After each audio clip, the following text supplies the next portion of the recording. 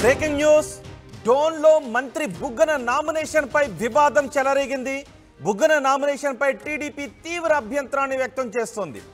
నామినేషన్లో ఆస్తుల వివరాలను చూపించలేదు అని టీడీపీ ఆరోపిస్తోంది. నామినేషన్ను పెండింగ్లో ఉంచారు, నామినేషన్ పత్రాలను పెండింగ్లో ఉంచారు ఎన్నికల అధికారి. సాయంత్రం 5 గంటల లోపు సమాధానం ఇవ్వాలి అని ఆర్ఓ కోరుతున్నారు. టీడీపీ తరపున కోట్ల సూర్యప్రకాష్ రెడ్డి పోటీ చేస్తున్నారు.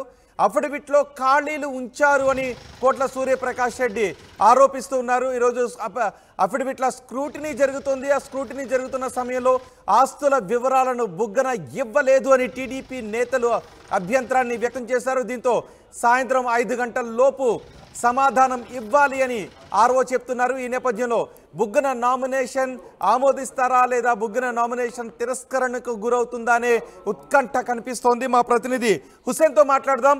హుసేన్, డోన్లో ఏం జరుగుతోంది? బుగ్గన ఎందుకు ఆస్తుల వివరాలను అందులో పొందుపరచలేదు? ఖాళీలు ఉంచారు అని కోట్లు అంటూ ఉన్నారు. నిజంగా ఖాళీలు ఉంచారా? 5 గంటల లోపు సమాధానం ఇవ్వాలి అని ఆర్ఓ అన్నట్టుగా తెలుస్తోంది. ఏం జరుగుతోంది?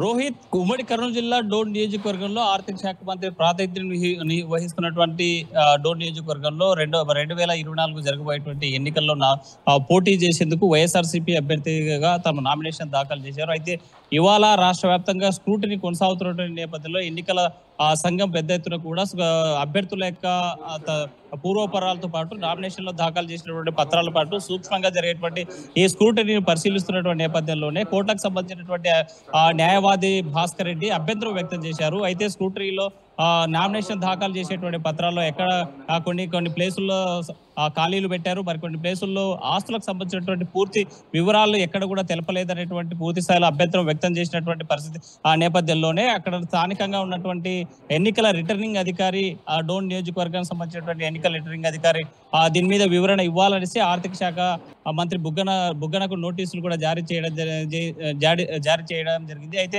సాయంత్రం 5 లోపల దీనికి సంబంధించినటువంటి వివరాలు ఇవ్వాలనేది నోటీసులు ఇచ్చినటువంటి పరిస్థితి అయితే కనిపిస్తుంది. ఎందుకంటే ఆర్థిక నామినేషన్లు దాఖలు చేసేటువంటి విషయంలో ఎక్కడైనా సరే, అంటే ఏ అభ్యర్థి అయినా సరే పోటీ చేసేటువంటి అభ్యర్థి ఎవరైతే ఉన్నారో ఆ అభ్యర్థికి సంబంధించినటువంటి కేసులో పూర్వాపరాలు ఏమైనా ఉన్నాయా, లేకపోతే గతంలో ఏమైనా తనపైన ఛార్జ్షీట్ ఫైల్ చేసినటువంటి కేసులు ఏమైనా ఉన్నాయా, లేకపోతే పూర్తి ఆస్తుల వివరాలు ఎలా ఉన్నాయి, అప్పుల సంగతి ఏంటి, లేకపోతే తన గురించి స్థిరాస్తి వివరాలకు సంబంధించినటువంటి పూర్తి స్థాయి కుటుంబ సభ్యుల ఆస్తుల వివరాలతో సహా పొందుపరచాల్సినటువంటి బాధ్యత నామినేషన్ చేసేటువంటి అభ్యర్థి మీద ఉంది. అయితే నిన్న దాఖలు చేసినటువంటి నామినేషన్ లో మాత్రం బుగ్గనకు సంబంధించినటువంటి నామినేషన్ లో కొన్ని ఆప్షన్స్ ఏవైతే ఉన్నాయో ఆప్షన్లు ఖాళీగా పెట్టారు.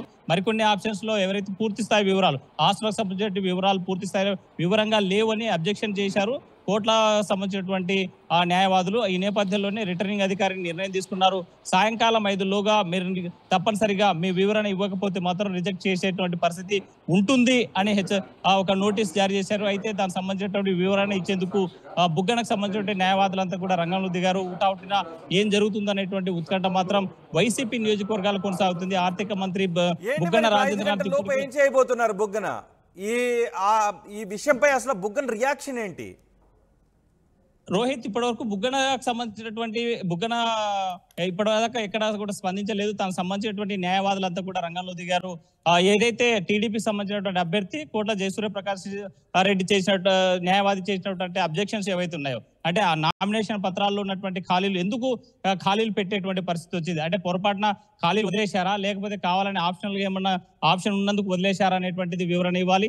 దీంతో పాటు ఆస్తుల వివరాలు పూర్తి స్థాయిలో తనకున్నటువంటి రాజరిక వంశం మాది, అంటే బ్రిటిష్ కాలం నాటి నుంచి గొప్పగా బతికినటువంటి వంశం మాది, అప్పటి నుంచి ధనిక వంశం మాది అనేటువంటి చెప్పుతున్నటువంటి బుగ్గన రాజేంద్రనాథ్ రెడ్డి ఎవరైతే ఉన్నారో తనకు సంబంధించినటువంటి ఆస్తుల వివరాలు పూర్తి స్థాయిలో తెలపలేదనేటువంటి అబ్జెక్షన్ చేశారు. అయితే ఈ నేపథ్యంలో బుగ్గన రాజేంద్రనాథ్ ఎక్కడ కూడా ఇంకా ఇప్పటిదాకా స్పందించలేదు. తన న్యాయవాదులు మాత్రం 5 గంటల లోపు ఈసీకి ఏదైతే ఈసీ ఇచ్చినటువంటి నోటీసులు ఏవైతే ఉన్నాయో దాని వివరణ ఇచ్చేందుకు రంగంలో దిగిపోయారు. ఒకసారిగా ఏం జరుగుతుంది అనేటువంటి దాని మీద మాత్రం వైసీపీ వర్గాల్లో పెద్ద ఎత్తున ఉత్కంఠ అయితే కొనసాగుతుంది. అప్లికేషన్ ఏమైనా రిజెక్ట్ అవుతుందా, లేకపోతే దీనిపైన సరైనటువంటి వివరణ ఇస్తే ఎన్నికల అధికారి సంతృప్తి చెందుతారా లేదా అనేది మాత్రం పెద్ద ఎత్తున ఒక